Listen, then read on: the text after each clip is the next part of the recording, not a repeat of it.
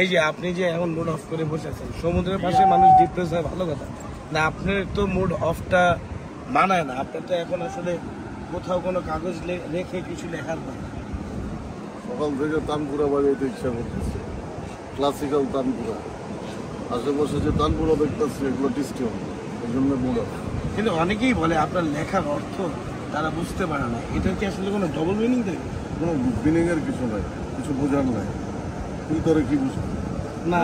তোর মানে কি? তোর অর্থ কি? তোর নামের অর্থ না, মানে তোর অর্থ। এই যে তুই বিশেষ এর অর্থ কি? কোনো অর্থ নাই। মানুষ তুই মানুষ, তুই অর্থ আমার সহকর্মী, আমার বন্ধু, এই তো। এছাড়া আর তুই কারো।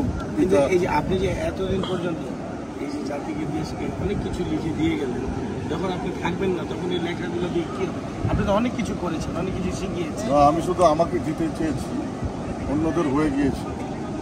আমি কাউকে দিতে চাইনি, আমি আমাকে দিতে চেয়ে আমি আরামটা পেতে চেয়েছি, অন্যরা নিয়ে নিয়েছে। আর যখন আপনি এই জগতে থাকবেন না তখন এই লেখাগুলো কি হবে জানি না।